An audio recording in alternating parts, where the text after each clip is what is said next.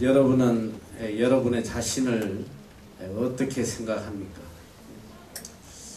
조금 대단하다고 생각하십니까? 이게 나이가 들어갈수록 제 마음속에 항상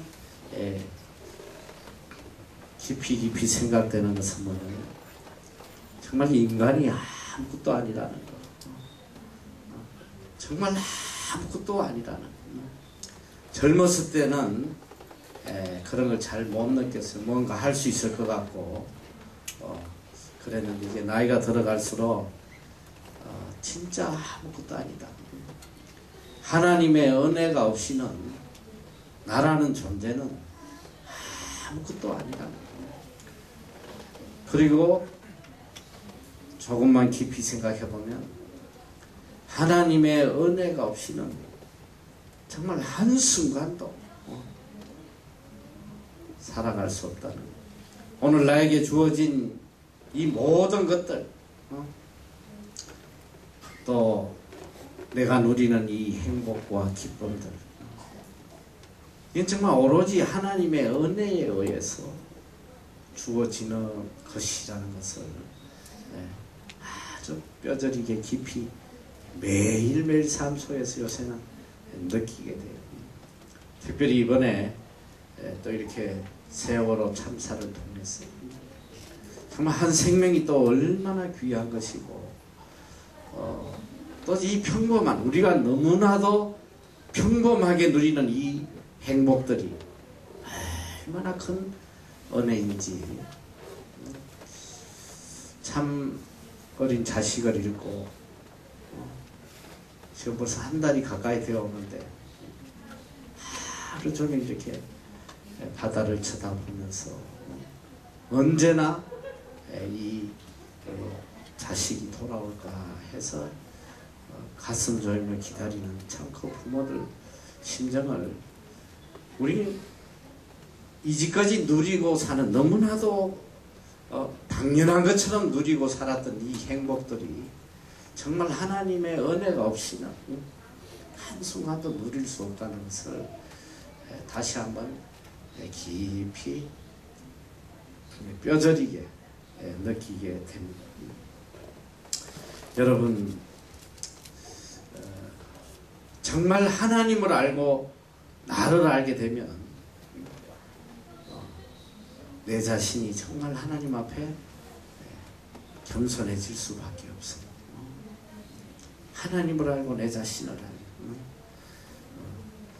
이 세상에 가장 어려운 것이 자신을 낮추는 거예요. 그런데 이거는 하나님과 나와의 관계를 생각하지 않고는 절대로 인간이 겸손해질 수가 없습니다.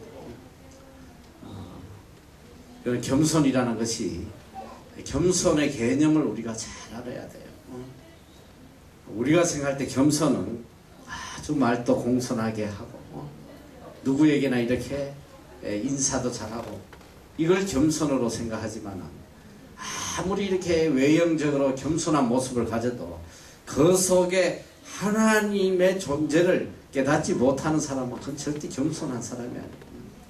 교만한 사람이다. 누가 제일 겸손하냐? 하나님을 깨닫고 하나님 앞에 내 자신이 아무것도 아니라는 것을 깨닫는 이 사람이 제일 겸손한 사람. 오늘 우리는 하나님 앞에 또 사람들 앞에 정말 겸손한 사람으로 살아야 돼요. 성경에 보니까 겸손할 수 있는 유일한 방법이 바로 그리스도의 마음을 품는 것이라고 그랬어요. 빌립보서 2장 5절에 보면 너희 안에 이 마음을 품으라. 바로 예수 그리스도의 마음을 품으라는 거죠. 예수 그리스도의 마음을 품을 때 우리는 비로소 겸손해질 수 있다. 주님이 어떤 마음을 가지셨느냐? 그는 근본 하나님의 본체시나 하나님과 동등됨을 취해야 할 것으로 여기지 아니하시고 오히려 자기를 비웠어. 종의 형체를 가져 죽기까지 복종했다. 예수님이 겸손할 수 있었던 것, 겸손의 본이 될 수 있었던 건 뭐냐면 죽기까지 복종했다는 거예요. 복종할 때 비로소 우리가 겸손할 수가 있어요. 오늘 여기 본문에 보면 믿음에 대한 우리의 행동 지침을 말씀해 주겠어요. 우리가 이 땅에서 어떻게 살아야 할 것이냐. 오늘 성경은 이게 정말 너무너무 중요한 거예요. 여러분이 평생 예수를 믿으면서도 이 말씀에 대해서는 그렇게 깊이 와닿지도 않고 어쩌면 들어보지 못한 사람도 많을 것 같아요. 오늘 우리의 신앙생활, 이 땅에서 일생을 뭘 하고 살아야 되냐면 오늘 여기 본문 12절 말씀처럼 너희 구원을 이루라는 거예요. 너희 구원을. 이 땅에 살면서 뭘 해야 되느냐? 구원을 이루란 말이야. 구원을 이루라. 근데 어떻게 구원을 이루냐? 복종함으로써 이룰 수 있다. 주님께서 십자가에 죽기까지 복종하신 것처럼 주의 말씀에 복종하면 우리가 구원을 이룬다. 이제 이 구원을 이룬다는 말씀에 대해서는 좀 뒤에 다시 상세하게 이야기를 할 텐데 본문 12절을 항상 복종하여 두렵고 떨림으로 너희 구원을 이루어라. 두렵고 떨림으로. 이 두려움에는 두 가지 종류의 두려움이 있어요. 자, 첫째는 죄에 대한 두려움이에요. 죄에 대한 두려움. 죄를 짓고 나면 두려워요. 왜? 하나님의 심판이 있고 하나님의 진노가 있기 때문에 두려워요. 적어도 하나님의 자녀라면 죄 짓고 두려워할 수밖에. 만약에 내가 죄 짓는데도 하나도 안 두렵고 기쁘다면 이 사람은 자신을 다시 한번 뒤돌아봐야 돼요. 내가 마귀 새끼의 자식인지 하나님의 자녀인지. 마귀 새끼의 자녀들은 죄를 짓고 나면 즐거워요. 사람을 죽이고 즐거워하는 거예요. 피를 보고 즐거워하고 강도짓을 하고 즐거워하고 남이 고통받는 걸 보고 막 즐거워하고 이거는 마귀 새끼의 새끼다. 마귀의 새끼다. 마귀의 새끼. 그러니까 마귀의 자식이네. 적어도 하나님의 자녀라면 죄를 짓고 나면 두려워요. 너무너무 두려워. 하나님의 영을 받은 자녀는 그래서 죄를 오랫동안 짓고 살 수 없는 게 너무 고통스러우니까. 죄를 지으면 즐거워야 되는데 고통스러우니까 죄를 지을 수가 없다고 해요. 또 하나의 두려움은 바로 사랑에서 오는 두려움이에요. 사랑에서 오는 두려움. 사랑하기 때문에 두려운 거예요. 자, 이 사랑의 두려움은 여러 방면으로 생각할 수 있는데 첫째는 정말 사랑하는 사람에게는 우리가 말을 함부로 하지 못해요. 왜 그러냐면 혹시라도 아무리 바른 말이라도 혹시나 내가 이 말을 해서 상처를 받을까봐 그게 두려운 거예요. 그래서 부모님들도 자식들에게 정말 자식을 사랑하는 사람들은 정말 이 자식에게 말할 때 너무너무 두려움을 갖고 이야기. 혹시나 이 아이가 이 말로 인해서 상처를 받고 잘못되면 어떡할까? 말 한마디 하면서도 정말 믿음의 사람은 오랫동안 기도하고 하나님의 지혜를 구하고 그렇게 이야기해요. 뭐 자식뿐 아니라 우리 친구들 간에도 마찬가지예요. 정말 이 이야기를 해주고 싶은데 너무너무 두려운 거야. 사랑하기 때문에. 혹시나 실족할까봐. 사랑에서 오는 두려움. 이런 두려움이 있단 말이에요.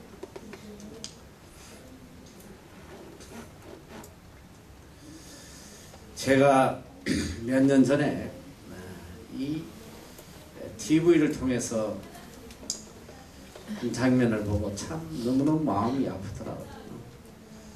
이 어머니가 홀로 사는 어머니인데 어린 아들이 있어요. 초등학교 다니는 초등학교 6학년짜리 아들이 있어. 근데 이 아들 좀 늦게 낳았는지 어머니는 꽤 늙었어요. 근데 이 어머니가 그만 위암에 걸린 거예요. 아파서 병원에 갔더니 말기, 위암 말기에 너무 어렵게 살아요. 그러니까 어렵게 사는데 어느 이 가톨릭 병원에 가서 이렇게 무료로 진료를 해주는 데가 있어서 가서 검사를 받았더니 위암 말기다. 이 어머니는 자기가 위암이 걸렸다는 사실을 차마 이 어린 아들에게 이야기를 못하나. 그리고 아들에게 편지를 써요.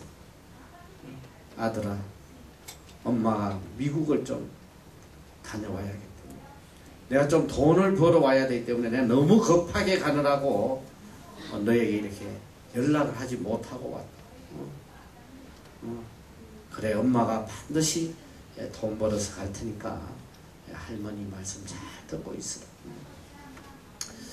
그리고는 병원에서 죽어가는 거야. 임종이 얼마 남지 않아. 뼈가 그냥 뼈만 남아서 있는데 이 사람들이 찾아가서 그래도 자식을 한번 죽기 전에 봐야 되지 않겠나. 근데 이 어머니가 너무너무 아들을 보고 싶어요. 밤낮 울어요. 아들을 한번 봤으면 좋겠다. 너무너무 울면서도 끝까지 아들을 못 데려오게, 연락을 못하게. 혹시라도 이 아이가 엄마가 암으로 죽는다는 그 사실을 알까봐 그렇게 애타하면서도 자식에게 끝까지 연락하지 않고 죽더라고. 이게 사랑하는 마음이, 사랑 때문에 두려움이 있는 거예요. 두려워서. 너무 사랑하니까 두려워서 함부로 말을 하지 못해. 우리가 진정으로 누구를 사랑한다면 그 사랑으로 인한 두려움이 있어요. 그래서 성경은 우리로 하여금 하나님을 두려워하라는 거예요. 하나님을 두려워하는 자를 위하여 쌓아두신 은혜가 어찌 그리 큰지. 성경의 수많은 곳에 하나님을 두려워해라. 여기서 말하는 이 두려움은 형벌과 진노에 대한 두려움이 아니라 하나님의 사랑에 대한 두려움. 그래서 이것을 성경은 경외라고 표현한다. 경외. 하나님을 두려워하는. 하나님을 하나님을 사랑하기 때문에 그 사랑에 의한 두려움이에요. 그래서 우리가 형벌을 받을까봐 죄를 못 짓는 게 아니라, 물론 이제 믿음이 연약한 사람들, 야 이거 죄 짓다 하나님 앞에 벌 받으면 어떡할까, 이런 두려움으로 죄를 못 짓는 사람도 있지만, 정말 성숙된 그리스도인은 하나님의 사랑 때문에, 그 사랑으로 인한 두려움 때문에 죄를 짓지 못한다. 나를 이렇게 사랑하여 주시는 하나님 앞에 내가 이런 잘못된 모습을 보여주는 것이 너무 두려운 거예요. 그래서 죄를 짓지 못해요. 그래서 오늘 성경의 말씀은 두렵고 떨리는 마음으로 구원을 이루어라. 두렵고 떨리는 마음으로 항상 하나님을 경외하는 그 마음으로 구원을 이루어라. 자, 이제 여기서 우리가 일생을 구원을 이루면서 살아가야 되는데, 그래서 이 신학적인 용어로 이 구원을 두 가지로 이야기해요. 하나는 기본 구원이다, 공적 구원이다. 또 하나는 성화 구원이다, 건설 구원이다. 이런 이야기를 하는데, 구원에는 쉽게 나누면 두 가지 구원이 있어요. 첫째는 뭐냐면 이 예수 그리스도를 믿음으로 인해서, 예수의 이름으로 죄 사함을 받고 우리가 영원히 지옥 갈 자들, 하나님 앞에 어렵게 되는 거예요. 하나님 앞에 이 죄인들은 설 수 없단 말이에요. 어느 누구도 죄인의 몸으로 하나님 앞에 나아갈 수가 없어요. 하나님 앞에 서는 순간에 그 죄값으로 죽을 수밖에 없어요. 지난번에도 내가 잠깐 비유했듯이 빛과 어두움은 공존할 수가 없단 말이야. 빛 앞에 어두움은 다 사라지게 돼 있어. 같이 한쪽은 화났고 이쪽은 까맣고 뭐 이렇게 되질 않는단 말이야. 빛이 나타나면 빛이 비치는 그 자리는 어쨌든 어두움이 사라져. 마찬가지야. 하나님은 빛이시라는 거야. 하나님이 공의로우신 분이고 하나님 앞에 어떤 죄인도 그 자리에 설 수가 없어. 서는 순간 멸망당할 수밖에 없단 말이야. 그래서 오늘 우리가 예수 그리스도가 십자가에 못 박혀서 돌아가셨다는 건 무엇을 의미하느냐? 우리의 모든 죄값, 하나님 앞에 심판대 앞에서 형벌 받아서 반드시 치러야 할 이 죄의 값을 예수 그리스도께서 우리를 대신해서 십자가상에서 그 모든 죄의 값을 다 치러주신 거란 말이에요. 다 치러주심으로 인해서 오늘 우리가 하나님 앞에 의롭게 되었다. righteous. 또 성경에 보면 이 의롭게 되다는 말 justify. justify. 더 이상 죄인이 아닌 하나님 앞에 의로운 자로서 설 수 있게 됐다. 오늘 그래서 이 예수 그리스도의 죽음이라는 것은 이렇게 위대한 것이에요. 오늘 누구든지 예수 그리스도를 구주로 영접하고 믿는 자들은 누구든지 영생을 얻는 거예요. 영원한 생명, eternal life. 그리고 의롭게 되고 하나님의 자녀가 되는 권세를 주셨다는 거예요. 이건 세상에 뭐 억만금을 줘도 살 수 없는 거. 오직 예수 그리스도의 은혜로, 오직 우리가 예수 그리스도를 믿음으로 얻는 하나님의 가장 큰 선물이란 말이에요. 요 며칠 전에 보니까 우리나라에서 뭐 제일 부자인 이건희 회장이 갑자기 쓰러졌어. 심근경색으로 쓰러져서 급하게 집 가까이 병원에서 급히 기본 그 호흡을 소생시켜서 본인의 전용 병원이 있어. 삼성병원. 한국에서 제일 좋은 병원이잖아요. 이분 전용 병원이란 말이죠. 그분을 위한 그분 방이 따로 있다. 그 병원은. 그 병원이 오나니까. 거길 옮겼는데 지금 의식이 없어요.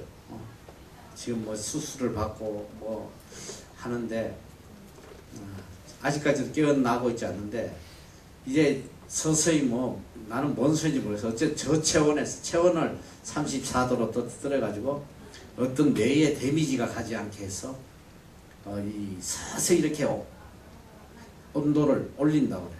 근데 지금 오늘 뉴스 보니까 온도를 올리면 이제 의식은 돌아오는데 과연 뇌에 손상이 있을지 없을지 어쩌면 뭐 죽을지도 모르고 뭐 어느 누구도 모르고. 그래서 내가 아니 이분이 어떻게 이렇게 갑자기 이런 일을 당할 수 있나? 재벌이.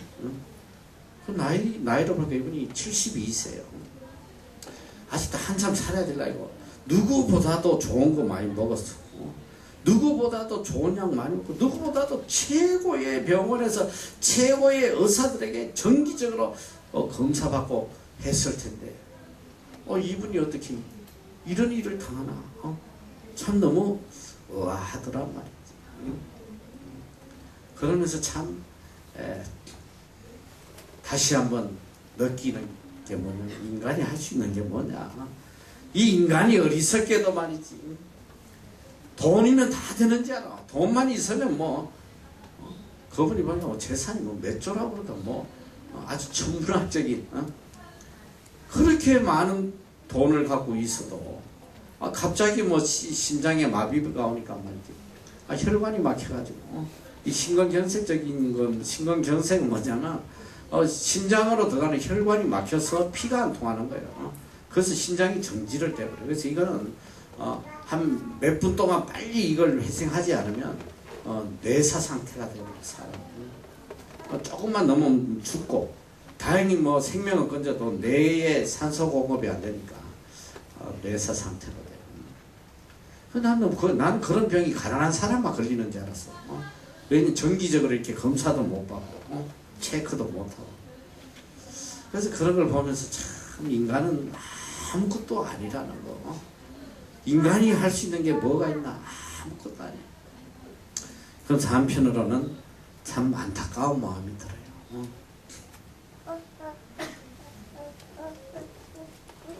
그분이 세상에서 얼마나 누리고 살았는지 뭐 그건 내가 모르겠지만 이제 곧 하나님 심판대 앞에 설 날이 가까웠잖아. 뭐 그게 언제가 될지 모르지만은 뭐 이번 주가 될 수도 있고 또 뭐 10년 뒤가 될 수도 있고 모르지만 어쨌든 하나님 앞에 심판대 설 때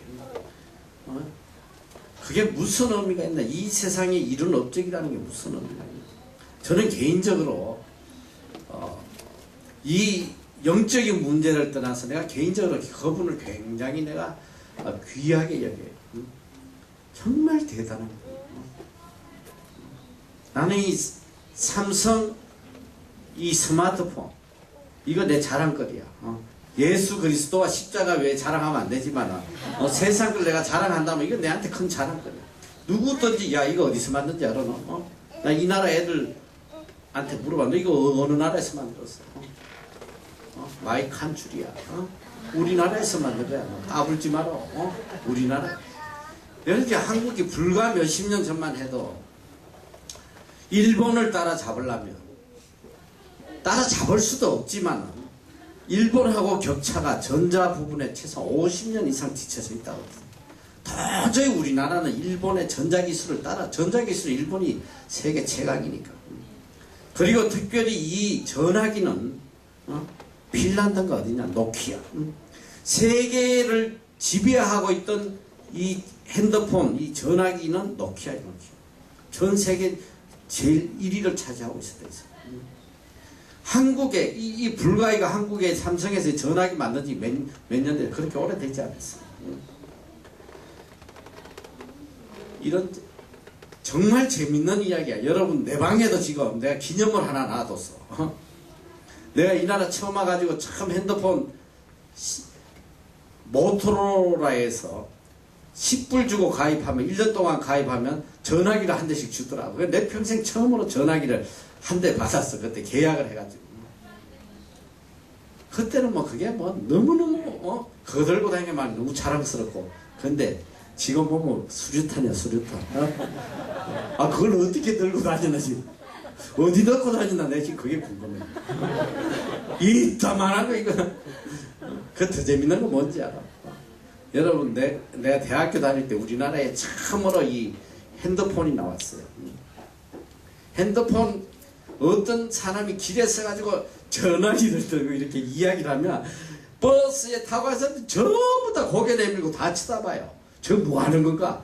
그때는 이제 군인들이나 이렇게 무전기 들고 다닐 텐데 길에서 누가 전화기를 들고 막 전화를 하니까 얼마나 사람들이 신기해가지고 쳐다보는데 그때 그 길거리 다니고 다니까 무슨 전화기가 무전만 했어. 뭐 이만한 거 하나 옆에 차고 전화기 들고 다니고 이랬단 말이야.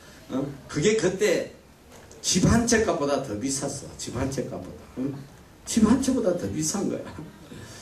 불과 얼마 전에 우리나라가 그러고 있었는데 여러분 지금 세계에서 이 핸드폰 1위야. 내가 볼 때는 뭐 저기 뭐야 애플 붙자고 해도 애플하고 비교도 안 돼. 여기서 애플 쓰는 애들 빨리 바꿔.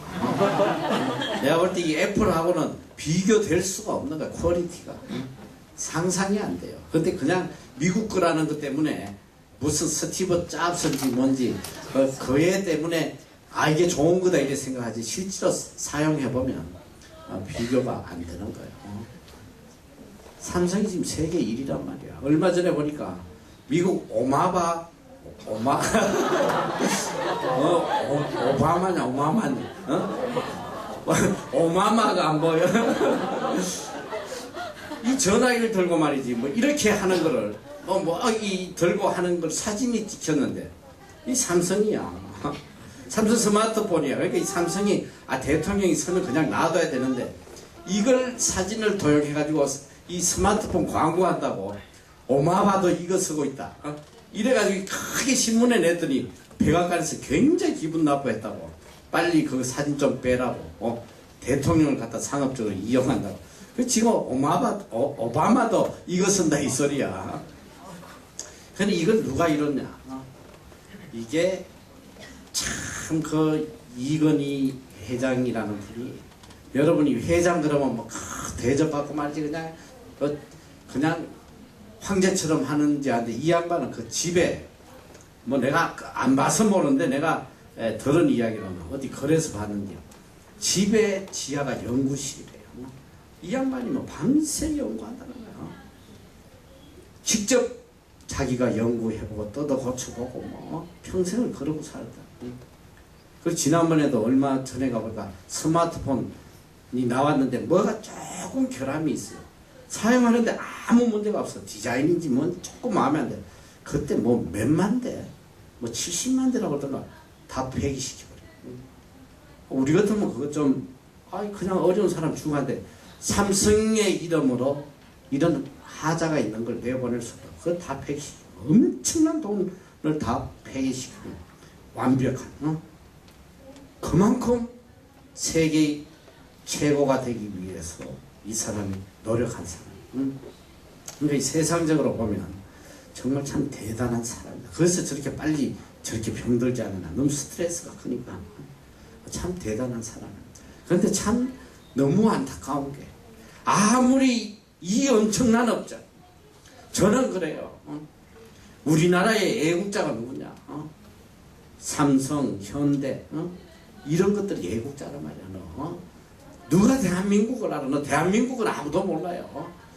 지금 우리나라 정부가 기껏 한다는 게, 여기 뭐야, 여기 대사관이나 이런 놈들 다 아주, 이 나라도 지금 우리 대한민국 하면, 이 나라 학교에 가보면 대한민국을 소개하는 책이 있어. 뭔지 알아? 6.25 때 그 비참한 참사, 길거리 거지들이 막 깡통 들고 구걸하는 그런 사진. 기껏 제일 좋은 사진이 초가집에서 때 옷 입고 널뛰기 하는 거, 뭐 이런 거. 이걸로 이제 대한민국을 소개하고 있단 말이죠. 그러니까 대한민국 그러면 아직도 전 세계에서 많은 사람들이 굶주리고, 뭐 아프리카처럼 막 굶주리고 허덕이고, 그냥 저 북한에 맨날 기아에 허덕여가지고 뭐 맨날 수백만이 죽어가는 그런 뉴스. 우리 남한도 그런지 알아. 남한도 니네 나라도 굶고 있냐고 묻고 이런다 이 소리지. 이 대한민국을 그래도 알려주는 게 누구냐? 바로 이 삼성이나 현대란 말이야. 이 현대차 봐, 현대차.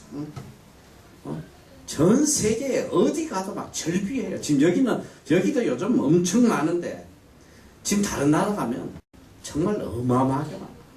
미국에서는 현대차가 차량 판매, 미국이 아니고 이게 호주구나. 호주에서 수입차 판매 1위가 현대라고. 전 세계적으로 말이지. 삼성, 현대, 그 다음에 금성이냐 뭐냐, 그건 뭐라고 그래. LG. 원래 그게 금성이었어. 근데 그게 LG로 바꿨어. LG로. LG가 금성이잖아. 럭키 골드. 금성이었어. 금성이었는데 요새는 바뀌었더라고. 럭키 골드 해가지고 금성이었는데 요새는 그 LG를 라이프 이스 굿으로 바꿨더라고. 인생은 좋은 것이 돼가지고. 그래서 LG라고 그래. 근데 얼마 전까지도 우리 어릴 때 LG가 금성이었어. 그런데 이런 것들이 우리나라를 높여주고 자랑스럽게 하고. 네, 그래서 늘 그래요. 나는 돈 없어가지고 일제 산다고. 한국 거 비싸서 사질 못해. 가전제품도 가보면 일본 소원이나 이런 게 훨씬 저렴할 때가 많아. 한국 거보다. 그래서 너무 값이 차이가 나니까 일제를 사는 경우가 있다 이 소리지. 한국 거 팔아주고 싶어도 너무 비싸가지고. 그만큼 한국 위상이 이렇게 올라가 있다. 근데 참 안타까운 거는 뭐냐? 삼성이 한국 건지 몰라. 이놈들이 물어보면 전부 다 뭐 저어머니 뭐 이러고 있어. 독일 거라 갖고 뭐 헛소리 하고 있어요. 그러니까 알리란 말이야, 한국 거라고. 이 스마트폰 들고 다 보여줘. 이거 메이드 인 코리아라고. 그냥 뭔 이야기 하다 여기까지. 어쨌든 그래, 내가 그 이야기 하는 거야. 바로 전 세계 초인류 기업으로 전 세계에서 가장 사랑받고 뛰어난 이런 걸 만든 업적을 이뤄도 그 사람에게 구원이 없으니까. 예수 그리스도의 십자가의 보혈의 피가 없고 구원이 없으니까 그 인생이 얼마나 불쌍하냐. 나는 개인적으로 너무 불쌍하다. 다 너무너무 안 됐어요. 일평생 저렇게 고생하고 피땀 흘려서 세계 초인류 기업으로 일어놓고 지금 뭐냐 이 소리야. 병원에 누워서 언제 갈지도 모르고 아무 소망도 없고 그분 앞에 분명한 하나님의 심판이 있을 텐데 여러분 잘 알아야 돼요. 오늘 우리가 예수 그리스도의 십자가 보혈로 우리가 이 구원을 얻었다는 거, 이거는 천하를 다 줘도 바꿀 수 없는 너무나 고귀한 것이란 말이에요. 그래서 정말 여러분이 이 구원의 참 의미를 깨닫고 산다면 일평생 여러분 마음속에 좌절이나 슬픔이나 괴로움이 있을 수가 없어요. 예수 그리스도께서 내 죄값을 다 치러주시고 나로 하여금 영원한 나라에서 영원토록 영생을 누리도록 은혜를 주셨는데 여러분이 얼마나 큰 축복을 받은 사람들이야. 이건 말로 할 수가 없는 거예요. 이거는 곧 바로 말하면 죄값으로 사형대에 매달려가지고 지금 사형 집행 직전에 누가 대신 내 죄값을 치러서 내가 풀려나는 그런 축복이란 말이지. 주님께서 우리의 죄값을 다 치르시고 우리로 하여금 하나님의 자녀가 되는 권세를 주시고 또 우리로 하여금 의롭게 만들어 주시고 하나님과 더불어서 영원히 영생을 할 수 있도록 해주신 분이다. 그래서 우리는 다 구원받았어. 구원받아서 다 천국 간단 말이야. 적어도 예수 그리스도를 믿고 그리스도를 구주로 영접을 했다면 여러분 다 천국 가요. 이거는 뭐 불변의 진리야. 내가 안 가고 싶어 해도 가게 돼 있어. 다 천국 가요. 그래서 우리는 소망이 있단 말이야. 우리는 내일 죽어도 모레 죽어도 우리는 하늘나라에서 하나님과 더불어 영원히 살 사람, 눈물도 없고 고통도 없고 유리바다 그 검멸유관을 쓰고 말이지. 자, 그런데 그래서 이 믿는 사람의 죽음과 믿지 않는 사람의 죽음은 완전히 다른 거예요. 저도 그 염하는 사람들이 그런 이야기를 많이 해요. 믿지 않는 사람인데 염하는 사람이 시체를 이렇게 염할 때 보면 이 사람이 지옥 가든지 천국 가든지 자기들은 안 돼요. 자기는 믿지 않으면서 자기는 알 수 있대. 왜 그러냐면 이 죽은 사람의 모습이 너무나 차이가 난다는 거예요. 천국 가는 사람들의 모습은 너무너무 평안하고 천사처럼 밝고 환하고 그렇게 행복해 보인다. 그러나 하나님을 믿지 않고 지옥 가는 사람은 얼굴들이 다 고통으로 찌그러져 있다는 거예요. 내가 직접 염하는 사람이 그럴 성을 내가 봤어.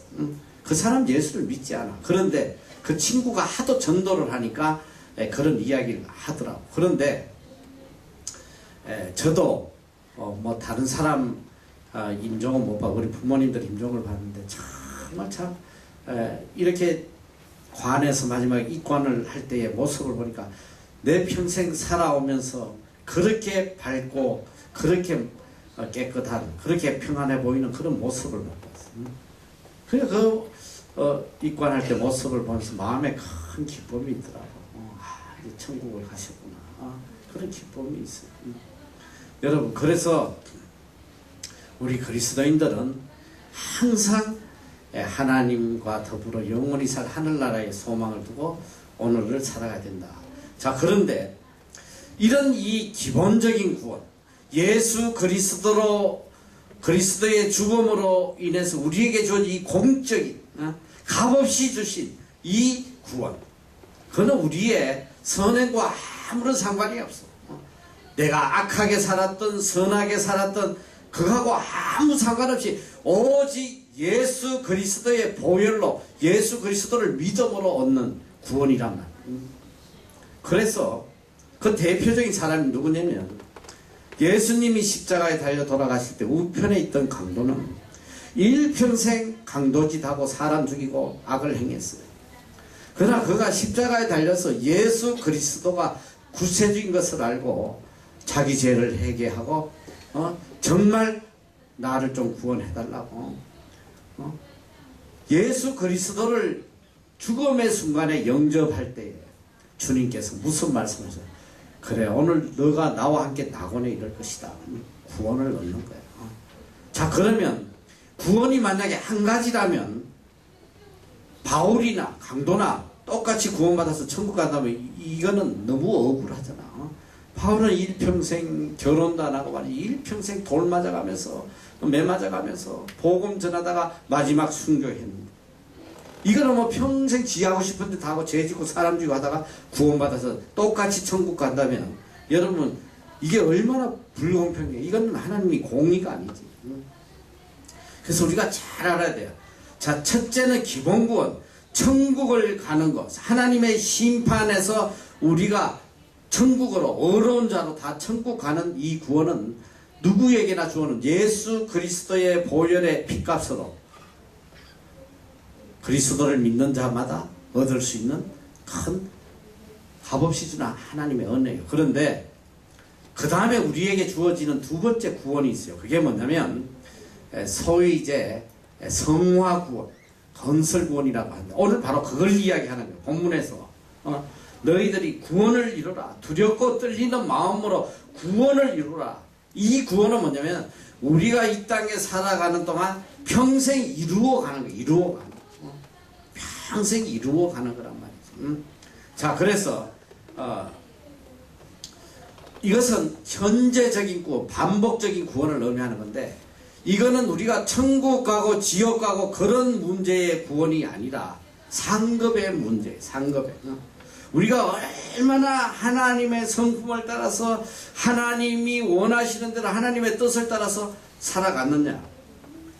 그래서 성경은 이 고린도 전서에 보면 구원에 대해서 이야기해요. 자, 첫째는 불 가운데서 얻는 구원이 있다. 불 가운데서. 불 가운데 우리가 구원을 얻는다. 자, 예를 들면, 자, 지푸라기 옷을 입고 불 가운데 서 있다면 이거 다 타버리겠지. 그러나 금이나 은으로 만든 옷이라면 타지 않겠지.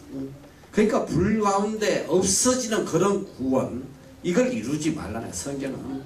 불타지 않는 구원. 자, 그러니까 쉽게 이야기를 하면 이 상급의 차이인데 면류관의 차이라고 생각하면 돼요. 자, 어떤 사람은 면류관을 받고 어떤 사람은 엄면류관을 받고 어떤 사람은 개털 모자를 받고 뭐 이렇게 상급의 차이가 있다면, 근데 그러면 상급의 차이는 무엇을 의미하느냐? 우리가 달리 이야기하면 천국에서 우리가 누리는 기쁨의 차이예요. 기쁨. 똑같은 사건이지만은 여러분 누리는 기쁨이 다 다르잖아. 자, 자, 누가 나를 만났는데 오랜만에 나를 만났단 말이지. 자, 만약에 공항에서 내가 오랜만에 몇 개월 만에 공항에 왔는데 내릴 때에 반가워하는 사람의 수많은 사람이 나와도 다 다르단 말이죠. 어떤 사람은 너무너무 기쁘잖아. 가족은 막 몇 개월 만에 보니까 얼마나 기쁘겠어. 막 너무 기뻐서 깨갖고 하지만은 옆집 아저씨가 예의상 따라왔으면 헬로우 하고 그냥 잘 갔다 왔냐 그냥 이렇게 이야기하고 끝난단 말이지. 꼭 같은 사건이지만 기쁨의 차이가 있고, 우리가 하늘나라에 가서 누리는 우리의 기쁨의 분량이라는 건 엄청나게 차이가 있단 말이에요. 그래서 성경은 하늘나라에도 우리가 이룬 구원에 따라서 우리가 받을 상급이 다르다. 그걸 성경 여러 군데서 이야기를 하고 있어요. 그래서 하나님께서는 너희가 이 땅에 하나님이 우리를 이 땅에 보내신 목적이 뭐냐면 이 땅에서 합당한, 이 땅에서 인정받고 이 땅에서 상급받고 하는 그런 사람으로 살아 보내신 것이 아니라 이 땅에 있는 동안 어떻게든 내 자신을 하나님 앞에 상급받는 자로, 하늘나라에 합당한 자로 만들어서 오라는 거예요. 그래서 우리는 하나님이 주신 이 땅의 시간을 통해서 어떻게 변화되어 가야 되냐. 우리 구원을 이루는데 두렵고 떨리는 마음으로 구원을 이루는데, 구원을 이루는 방법이 뭐냐면 바로 하나님의 성품을 닮아가는 거예요. 나는 죽고 계속 하나님의 성품으로 바뀌어져 가는 거예요. 응? 자, 쉽게 이야기하면, 자, 한국에서 뉴질랜드에 이민을 왔어. 응? 자, 이민을 왔는데 한국에 있는 동안 내가 이제 내년에 이민을 간다 해가지고 그 1년 동안 열심히 뉴질랜드에 대해서 공부를 하는 거야. 뉴질랜드 가서 필요한 것이 뭔지. 그래서 일단 영어 공부도 하고 또 뉴질랜드에서 꼭 필요한 법들도 배우고 뭐 이것저것 해서 상당히 많은 사실들을 뉴질랜드에 대해서 깨닫고 온 사람들은 뉴질랜드에 오면 그렇게 낯설지가 않고 편해요. 이미 내가 준비를 했으니까. 첫째로 언어. 영어를 열심히 오자마자 영어로 막 대화하고 하니까 얼마나 재밌어. 너무너무 재밌잖아. 외국 사람하고 대화가 통하니까 그 대화 통할 때 여러분 기쁨이 얼마나 커. 처음에 와서는 하나도 안 통했잖아. 계속 파든 이러면 얼마나 힘들겠어. 꼭 같이 뉴질랜드를 와도 지금 왜 뉴질랜드에서 한국에서 특별히 뉴질랜드 자녀들 따라서 온 이 할머니 할아버지들 굉장히 힘들어요. 외롭고 힘들고 재미가 없어. 쇼핑을 갈 수가 있나? 가봐야 한마디도 안 통하는 거야. 계속 실갱님 하다가 오는 거지. 계속 손가락으로 자자자자 해봐야 알아듣지도 못하고 말이지. 그런데 와서 유창하게 영어를 해서 따질 거 따지고 살 거 사고 뭐 하면 얼마나 재밌냐 말이야. 그런 차원이란 말이야. 우리가 하늘나라 갔을 때도 이 땅에서 하나님이 주신 그 기간 동안 어떻게든 하나님의 성품을 닮아가고 하늘나라에 합당한 자로 우리를 변화시켜서 가면 천국이 너무너무 좋은 거예요. 너무너무 기쁘고 너무너무 행복하고. 자, 그래서 내가 참 이제 내가 자주 꼭 이야기해줘도 요 근래에서는 하도 해가지고 내가 잘 안 하는 이야기인데, 천국에는 거릇이 된 사람, 천국에 합당한 사람으로 만들어간 사람은 천국이 말 그대로 천국인데, 그런데 전혀 천국의 사람으로서 이렇게 자질이 안 된 사람들이 간다면 얼마나 힘들까. 참 재밌는 이야기인데, 어느 분이 세상에서 교회를 다녔어요. 형식적으로 그냥 주일날 교회를 가긴 갔는데 세상에 살 동안 그냥 지 하고 싶은 거 다 하고 술 먹고 노름하고 하고 싶은 거 다 하고 또 교회는 갔어.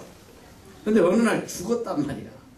죽어가지고 이제 딱 하늘나라에 갔는데 이제 그 입구에서 누가 서 계셨냐면 베드로가 서 계시다.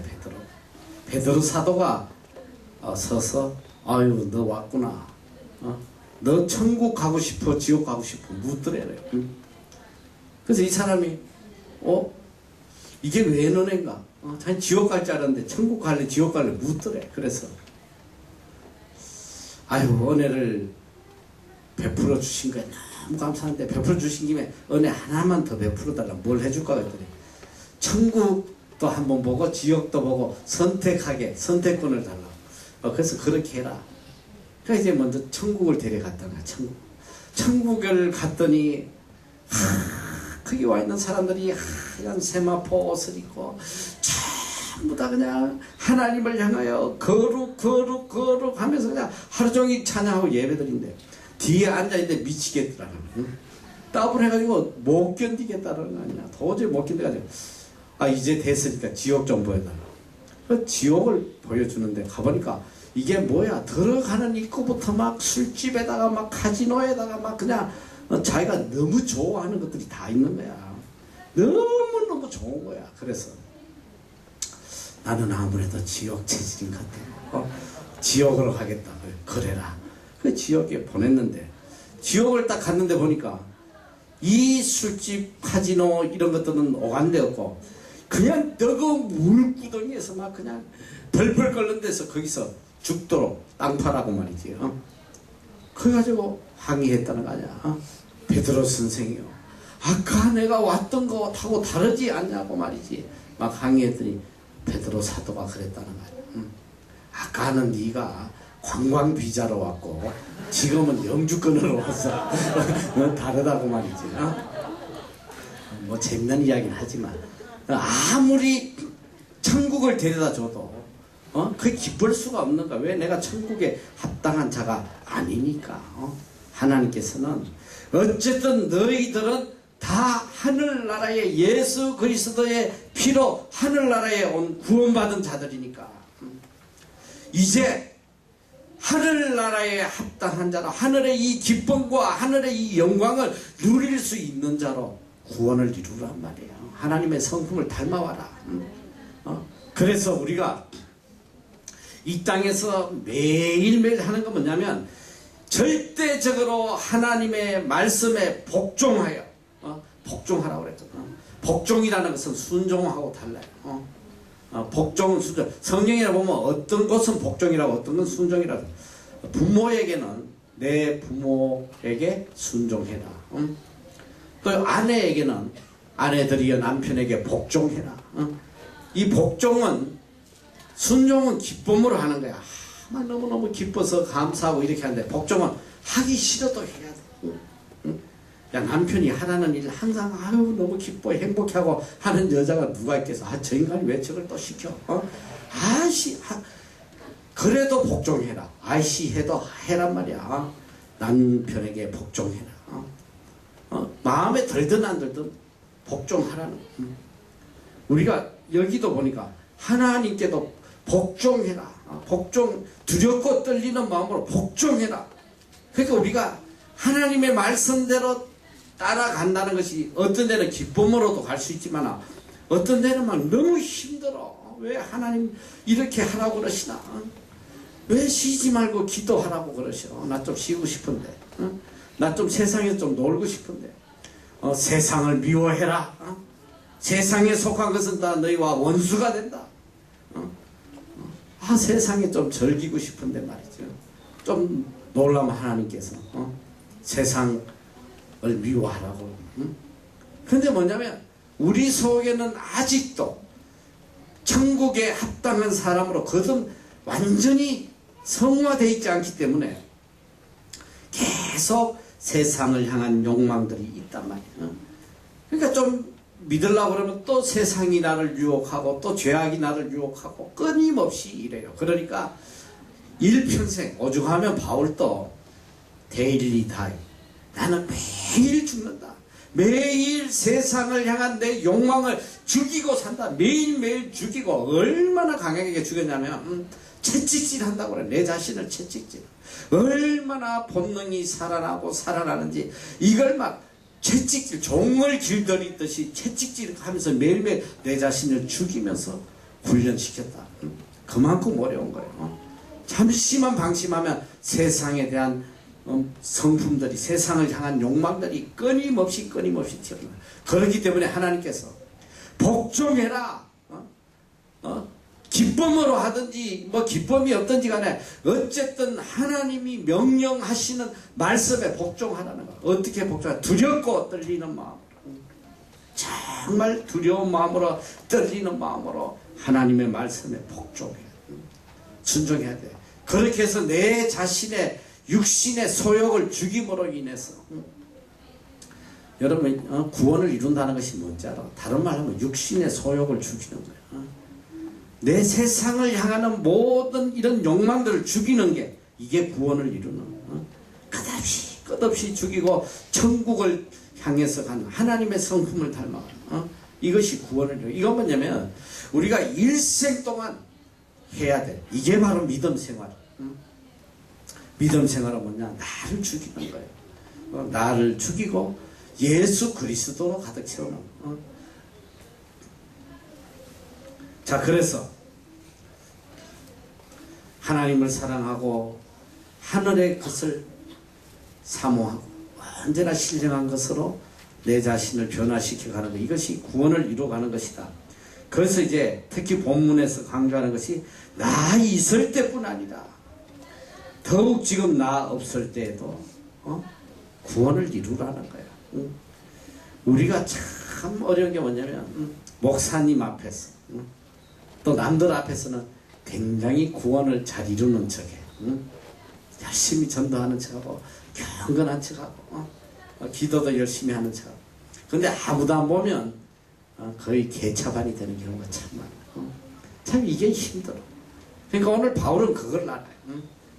이 많은 성도들이 바울이 나타나면 거기서 얼마나 열심히 전도하고 찬양하고 말씀 읽고 예배드리고 하다가 바울이 없어지면 또 옛날의 모습, 세상에 끌려서 또 술 먹고 노름하고 또 죄 짓고 말이죠. 그러니까 누가 보든지 안 보든지 간에 항상 두렵고 떨리는 마음으로 구원을 이루어 하나님이 보고 계신다. 하나님이 보고 계신다. 보이지 않는 하나님 앞에 진실한 사람, 이 사람이 바로 믿음의 사람. 누구 앞에서나 보든 안 보든 진실할 수 있는 사람, 이게 믿음의 사람인데 이게 참 쉽지가 않잖아. 이게 얼마나 내 속에도 그런 외식적인 모습들이 굉장히 많아요. 지금 강단에 있는 이 모습하고 우리 집의 내 모습하고는 또 하늘과 땅 차이야. 그래서 우리 집 사람이 오죽하면 카톡에다가 내 이름 대신 혈기왕이라고 적어놨어. 혈기왕. 내 카톡 네임이 혈기왕이에요. 혈기왕. 요새 혈기 안 부리려고 엄청 애쓰는데 밖에서도 뭐 나는 혈기를 잘 부리긴 부려. 근데 집에서 조금 더 심한 것 같아요. 어쨌든 누구 앞에 서든지 항상 경건하게 하나님이 보신다고 생각하고 경건하게 살기라는 게 참 힘들어요. 너무너무 어려워. 나는 알아. 내 자신을 아니까 그게 얼마나 어려운지 알아. 그런데 성경에 왜 요셉이가 그렇게 위대한 정말 요셉은 위대해. 그는 오직 보이지 않는 하나님 앞에서 진실하려고 일생을 발부둥 쳤단 말이에요. 그 재밌는 게 있어. 더 바이블 영화에 보면 이 보디발의 아내가 요셉을 막 유혹을 하잖아요. 유혹을 하니까 요셉이가 그래요. 하나님이 보고 계신다. 신이 보고 계시는데. 그래도 이 여자가 보디발의 안에 이 여우 같은 게 이 여우가 섬기는 신이 있어. 자기들이 섬기는 신을 집에 이렇게 놔두고 섬기는 신이 있어. 그러니까 하나님이 보시는데 신이 보시는데 어떻게 죄를 짓냐 막 이러니까 이 여자가 자기 치마를 벗어다가 자기 신에게 덮어버려요. 자 이제 신이 못 보지 않냐. 이제 못 보니까 이제 좀 같이 즐기자. 그때 요셉이가 하나님이 보고 계신다. 하나님 앞에 내가 어떻게 덮지 않냐. 죄를 지을 수 있냐. 하나님이 보고 계신다. 그는 도망가 버려요. 그는 보이지 않는 하나님이지만 일생을 하나님이 보신다는 것을 깨달으면서 행동을 했단 말이에요. 그래서 요셉이가 정말 위대한 사람이에요.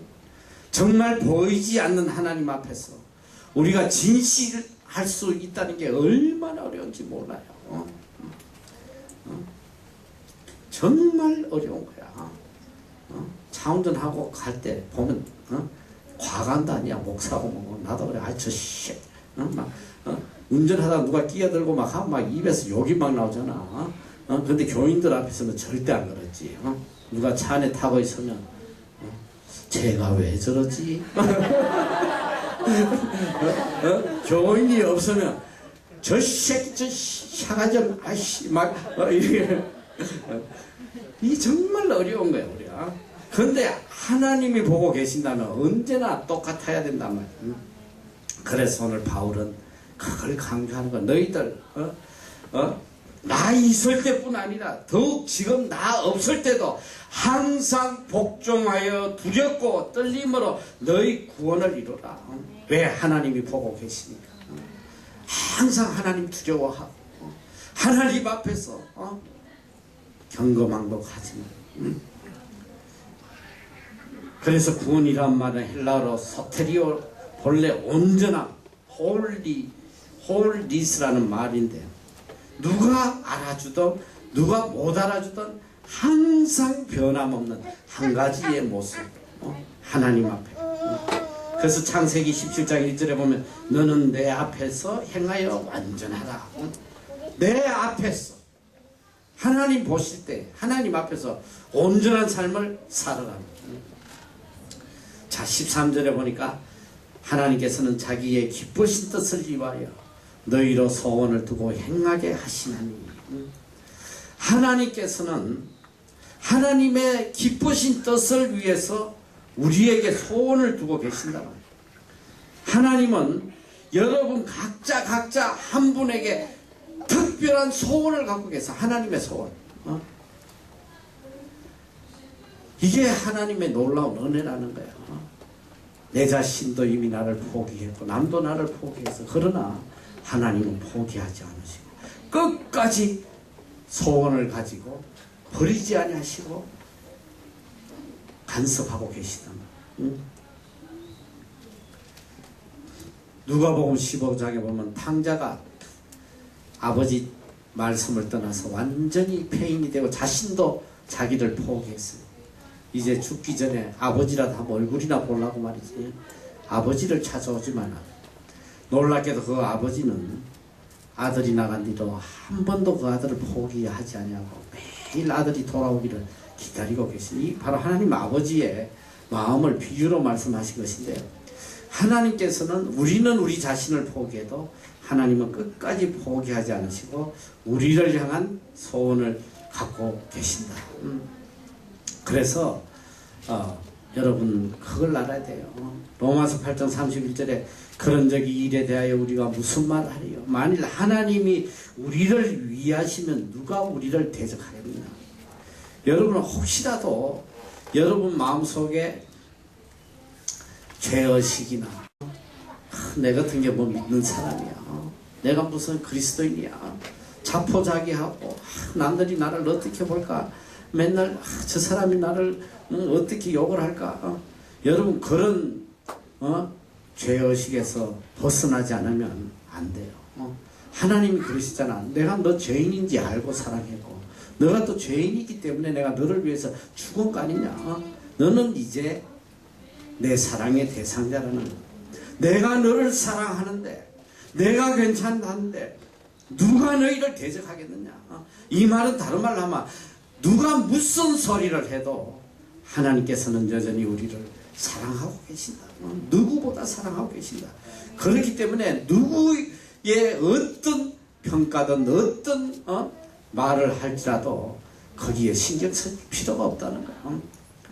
여러분 제일 불쌍한 사람이 죄의식에 사로잡혀서 일생을 헤어나지 못한, 나는 죄인이야, 나는 아무 소망도 없어, 나는 안 돼, 아무리 하나님이 나를 용서해 주셔도 내 같은 죄인이 뭘 어떻게 하나님 앞에 가겠어. 여러분 그게 굉장히 겸손하고 믿음 좋은 것 같은데 그게 하나님 앞에 굉장히 악한 것이라고. 하나님의 은혜를 무시하는, 이미 다 용서해주고 이미 내가 너를 사랑의 대상자로 내가 죽기까지 너를 사랑하는데, 아니에요, 저는 사랑받을 자격이 안 돼요, 저는 가서 죽어야 돼요, 계속 거짓한다면 이거 하나님의 은혜를 모독하는 거란 말이에요. 여러분 잘 알아야 돼요. 하나님은 누구를 기뻐하시냐. 만약에 탕자가 아버지께로 돌아왔을 때 아버지가 아들이라고 껴안고 입 맞추고 막 반가워하는데, 아버지 이러시면 안 됩니다. 어디에다 이 더러운 입에다가 입을 맞추니까 저리 가세요. 가까이 오시면 안 됩니다. 저는 죽어야 됩니다. 그리고 아버지를 멀리 한다면 여러분 한번 생각해봐. 왜 탕자가 위대한지 알아? 아버지가 그를 껴안고 입 맞출 때 거기서 아버지 품에서 눈물 흘리며 회개하는 거야. 그리고 아버지가 그를 다시 아들의 자리에 회복시켜줄 때 송아지를 잡아주고 금가락지를 끼워주고 신발을 피고 또 비단 옷을 입히고 할 때, 아버지 저는 이런 거 받을 죄인이 안 됩니다. 저는 그냥 종으로 땅이나 파겠습니다. 반지가 안 됩니다. 신발도 안 됩니다. 송아지 잡으면 안 됩니다. 계속 걸어가서 땅만 계속 파헤치고 집에도 안 들어오고 이런다면 여러분 이게 되겠냐 이 소리야. 왜 탕자가 훌륭하냐. 자기가 진짜 용서받을 수 없는 죄를 지었잖아. 아버지 재산을 갖다 다 탕진하고 말이지, 폐인이 돼가지고 가문에 똥칠하고 말이지, 아버지 얼굴에 똥칠하고 그러나 아버지가 용서해주고 아버지의 사랑을 그대로 받아들이고 아버지 제가 하늘과 아버지께 죽을 죄를 지었습니다. 그러나 이제 아들로서 다시 열심히 아버지 뜻에 합당한 자로 제가 살아가겠습니다. 여러분 지금 아무리 내가 죄를 짓고 하나님 앞에 설 수 없는 죄인이라도 이 시간 내가 하나님 저 같은 죄인을 받아주시고 용서해줘. 하나님 제가 지금부터는 하나님의 자녀로서 이제 정말 어떻게든 하나님께 영광 돌리고 살아가겠습니다. 여러분 이게 하나님을 기쁘시게 하는 거 알겠습니다. 끝까지 나는 죄인이에요. 하나님 저는 죽여주세요. 맨날 죽여주세요. 저를 버려두세요. 이게 겸손이 아니고 이거는 하나님의 은혜를 모독한단 말이에요. 잘 들어. 그래서 하나님이 우리를 위하시는데 누가 우리를 대적하겠느냐. 이제는 좀 떳떳하게 하나님의 자녀답게 간격하면서 나가야 돼. 우리가 죄인인지 누가 몰라. 죽일 죄인인지 누가 몰라. 그러나 하나님께서는 괜찮다는 내가 너를 위해서 피 흘려 죽었지 않냐. 너는 이제 의로운 자다. 너는 이제 내 자녀다. 이제 자녀답게 구원을 이루면서 살아라. 중국의 어느 선교사가 부흥회를 하고 한 중국인에게 물어봤는데 당신은 예수님을 발견했습니까? 그는 대답합니다. 저는 발견하지 못했습니다. 그러나 예수님이 나를 발견했습니다. 이 참 놀라운 이야기죠. 우리가 주님을 찾은 것이 아니에요. 주님께서 우리를 찾아주시고 우리가 하나님께 소원을 두고 살아가는 것이 아니다. 하나님께서 우리에게 소원을 두고 계신다 이거예요. 이게 얼마나 놀라운 일이야. 하나님께서 우리에게 소원을 두고 하나님의 소원을 이루어 가시기 위해서 구체적인 역사를 하시는 거예요. 친히 우리를 하나님의 소원에 합당한 자로 만들어 가신단 말이지. 이게 정말 놀라. 그래서 마틴 루터가 위대한 말을 하잖아요. 하나님의 사랑은 대상을 찾아 헤매시는 것이 아니라 사랑의 대상을 창조하신다고 그랬어요. 사랑받을 자를 찾아다니시는 게 아니라 죄인을 선택하셔서 사랑받을 만한 자로 만들어 가신단 말이에요. 이게 하나님의 역사예요. 얼마나 놀라운지 몰라. 그래서 하나님께서 나를 만들어. 그래서 정말 내가 굉장히 안타까워하는 게 뭐냐면 요즘 이 청년 집회 코스탄이 뭔지 이렇게 이 강사들이 와가지고 헛소리하는. 하나님은 준비된 자를 서신다고 말이죠. 준비돼야 된다고 말이죠. 스펙을 쌓아야 되고 영어 하나도 못하면서 무슨 서임 받겠냐 하면서 지난번에 내가 이야기했잖아. PhD 받아야 된다고. 우리 애들이 말이지. 나는 우리 애들 코스타에 가서 은혜 좀 받으라고 우리 차 다 동원해가지고 실어나라고 김밥 사다 먹이고 그냥 또 거기 가서 훈련 받을 동안 떡을 그냥 한 차에 가득 실어가지고 거기 온 애들 내가 다 먹이고 말이지. 몇백 명씩 어떻게 해도 은혜 받으라고 했더니 가서 은혜를 받는 게 아니라 애들이 다 병들어가지고 말이지. 어느 날 갔다 오더니 말이지. 피곤한데 토요일 아침부터 다 도서관에 가버리거든. 왜 가냐고 했더니 PhD 받아야 돼. 어느 강사 와서 너 하나님 앞에 쓰임받으면 PhD 받아야 된다고 이런 헛소리를 그걸 듣고 나도 PhD 받아야 쓰임받는구나. 여러분이 큰일 나는 거야. 얼마나 악한 것들을 가르치는지. 하나님 없는 PhD 그거는 러비시지 쓰레기. 하버드대 PhD를 받아봐라. 그건 다 시래기. 어디다 써먹겠어. 하나님은 안 가르치고 말이지. 여러분 잘 알아야 돼요. 하나님은 물론 준비된 자를 서시오.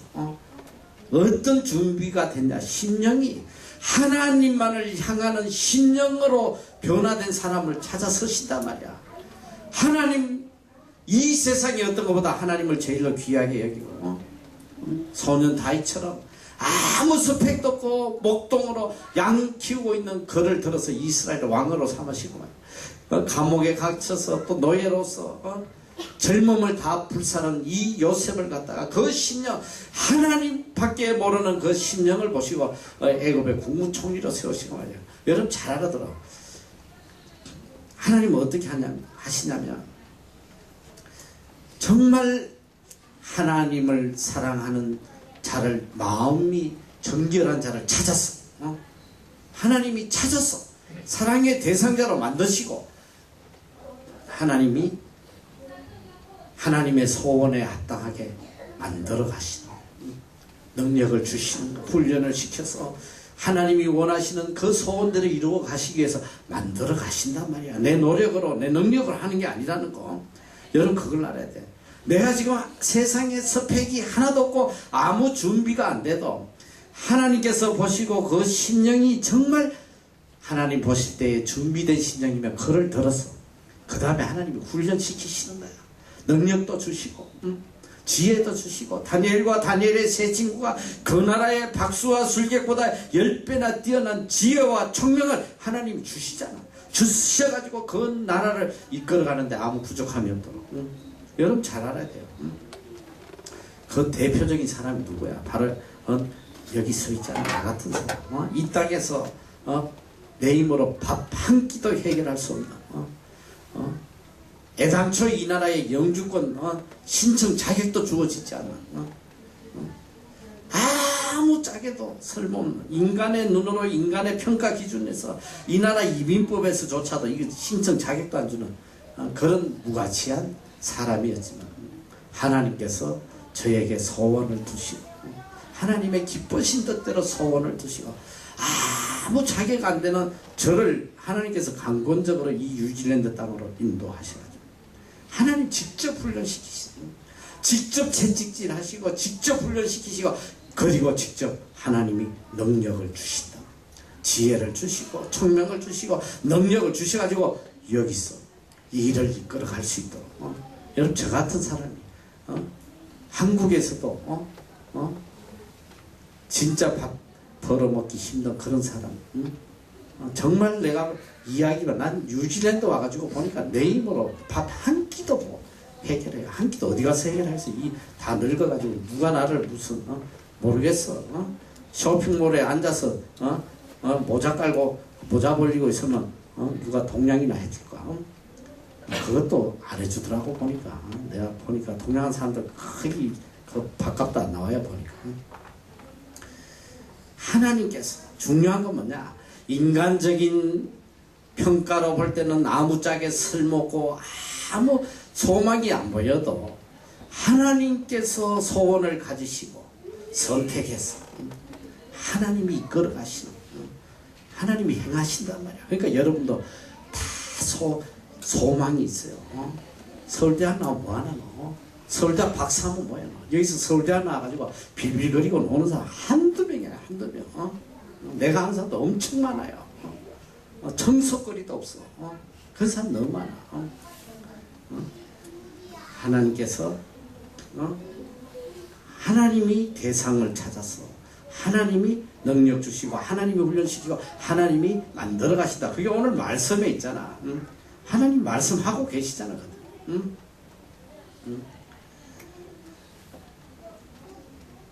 그래서 하나님께서는 하나님이 보실 때에 하나님의 소원을 이룰 수 있는 경지에 다다르기까지 하나님이 직접 훈련시키시고 계속 매를 때리시고 엇길로 가면 매를 때리시고 바른 길로 가게 하시고 친히 간섭해서 인도하신다만 어느 존경받는 성자가 너무나 겸손하고 온유한 인품을 가져서 한 제자가 물어봐요. 선생님 어떻게 이런 훌륭한 인품을 가지게 되셨습니까? 이 성자는 빙그레 웃으며 이야기해요. 자네가 모르는 한 가지가 있어. 내가 한번 죽도록 얻어맞았지. 그리고 내가 이렇게 변화돼 가고 있다. 하나님께서는 우리가 하나님 앞에 겸손할 수밖에 없도록 만들어 가셔요. 인간의 노력으로 절대로 변화되지 않아요. 나는 평생 살아보면서 보니까 내가 아무리 애쓰고 발부둥 쳐도 나쁜 습관 하나 못 버려. 죽을 때까지 못 버려.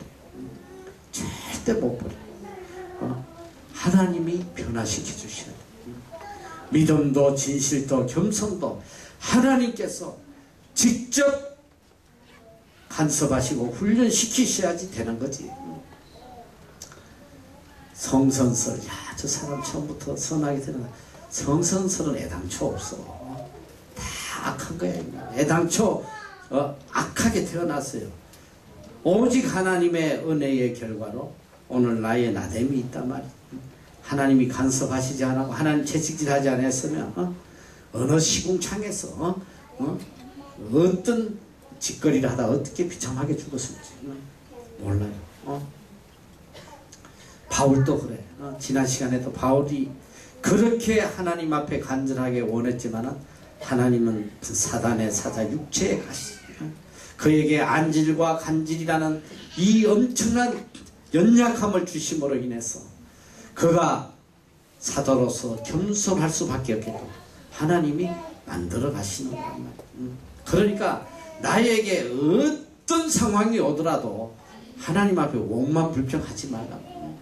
그 사건이 없었다면 내가 결단코 변화되지 않아요. 저는 하나님 앞에 이 교통사고로 그냥 무릎이 박살나지 않았더라면 난 죽어도 신학하지 않을 사람이에요. 어떤 사건이 나에게 와도 그것은 하나님이 나에게 소원을 두시고 그 소원에 합당한 자로 만들어가고 계시는 과정이라는 거. 여러분 그걸 잊으면 안 돼요. 때로는 병과 실패와 끝없는 고난을 통해서 하나님 앞에 기어코 무릎을 꿇을 수밖에 없게 만드신단 말이죠. 하나님의 매가 올 때는 여러분이 하나님이 나를 향한 소원이 뭔지 빨리 깨달아야 돼요. 여기 특별히 서원한 친구들, 내가 서원했던 부모님이 서원했던 하나님의 종으로 서원한 아이들은 빨리 가야 돼. 빨리. 그 뻗어기고 끝까지 안 가고 뭐 돈 벌어서 하니 웃자니 하다가 다 다리 몽둥이 부러지고 이 목회자들 중에 빙신이 굉장히 많아요. 목사들 중에 다리 다 부셔져 찌뚝거린 사람, 또 위장 하나 다 잘라 3분의 2 잘라내고 말이지 뭐 잘라내고 결국 그래가지고 나중에 두 손 들고 천부여 어지없어서 손 들거나 난 내 주위에 그런 사람 너무 많이 봐요. 하나님이 소원을 두고 끌고 가시는데 자꾸 딴 길로 가려면 매맞는 길밖에 없어. 그러니까 여기 하나님 앞에 서원한 사람들은 조용히 따라가. 조용히 얻어 터지지 말고. 자, 그리고 14절에 보니까 모든 일을 원망과 시비가 없이 해라. 어떤 사건이 오든지 하나님의 소원을 안다면 원망하면 안 돼요. 여러분 어떤 사건도 하나님이 주시지 않은 사건이 하나도 없어. 그러니까 나에게 어떤 사건이 오면 이 믿음의 사람은 이 사건을 통한 하나님의 소원이 무엇인지 하나님의 뜻이 무엇일까 이걸 깨달아야 돼. 왜 나한테 이런 사건을 주셨나 원망 불평하면 안 되고 딱 사건이 오면 무릎 꿇어야 돼요. 왜 하나님께서 이 사건을 주셨을까. 바로 와닿거든. 무엇 때문에 이 사건을 주셨는지 바로 온단 말이야. 바로 무릎 꿇어야 돼. 그리고 하나님 앞에 오히려 감사하고 하나님의 소원에 합당한 자로 빨리 돌아서야 돼. 그래서 여기서 원망하고 시비하지 마라. 옳으니 그러니 뭐 따지고 말이지 이런 짓 하면 안 된단 말이야. 이스라엘 민족이 원망하다 다 망했어. 하나님의 소원을 그들이 바로 알았다면 하나님이 알려주셨잖아. 내가 너희들을 지금 젖과 꿀이 흐르는 가나안 땅으로 인도해 가고 있다. 하나님의 소원을 알았으면 그 소원에 합당한 자로 따라가야지. 왜 자꾸 사건 보고 환경 보고 하나님 원망하고 투덜대고 결국은 뭐야? 다 버림받는 거야. 다 버림받아. 죽도록 얻어맞고 버림받아. 그런 사람이 되면 안 되는 거야. 나를 향한 하나님의 소원, 그걸 하나님이 이루어가고 계신다는 그걸 빨리 깨닫고 원망하지 말고 시비하지 말고 그저 묵묵히 순종하면서 감사함으로 따라가란 말이야. 그렇게 따라가면 정말 놀라운 하나님의 역사가 있어요. 얼마나 놀라운 역사가 있는지 몰라. 저는 하나님 앞에 여기 끌려올 때 난 항상 그렇게 영어로 말하면 드래기인데 끌려왔다. 내 의지가 0.1%도 없었어. 전적 하나님의 100% 강권적인 역사로 인해서 이 뉴질랜드 땅에 저를 끌고 왔어요. 저는 신학하면서도 정말 지옥도 그런 지옥이 없어서 어떻게 하면 이걸 좀 탈출하나, 어떻게 하면 이 신학 안 하고 말이지 좀 살 길이 없나. 하나님께서 계속 맷때리시면서 지금까지 끌고 오셨어. 왜? 내가 하나님의 소원을 몰랐으니까. 오늘 이런 놀라운 일을 하나님이 맡기시려고 소원하고 계시다는 걸 진작 알았더라면 그렇게 폐역을 안 부렸겠지. 여러분 잘 알아야 돼요. 하나님의 소원이 얼마나 크고 위대한지 우리는 몰라. 그러나 시간이 지나보면 하나님의 때에 가보면 이 일 때문에 이 일을 시키시려고 그동안 이렇게 하나님께서 간섭하시고 책망하시고 매를 때리셨구나. 그걸 깨닫게 돼요. 그러니까 자, 첫째로 이제 결론적으로 이야기하면, 첫째로 우리는 하늘나라를 향해 가는 순례자라는 거. 여러분 절대 그걸 잊으면 안 돼. 여러분들은 이 땅에 살 사람들이 아니에요. 이 땅에 하나님께서 보내주신 목적은 유일하게 한 가지, 두렵고 떨리는 마음으로 구원을 이루라는 거예요. 하늘나라에 합당한 자로 구원을 이루고 와라. 자, 그리고 이제는 이 땅에서 우리를 향한 하나님의 소원, 그 소원을 하나님이 이루어가고 계신다. 그 하나님의 역사 속에 우리가 순종하면서 감사하면서 잘 따라가야지. 뻗어기고 원망불평하면 계속 매맞게 된단 말이에요. 하나님 포기하지 않으시니까 계속 때려요. 계속 돌아올 때까지 때리시니까 어쨌든 하나님의 소원을 이루어가는 우리 모두가 될 수 있기를 축원합니다. 기도하겠습니다.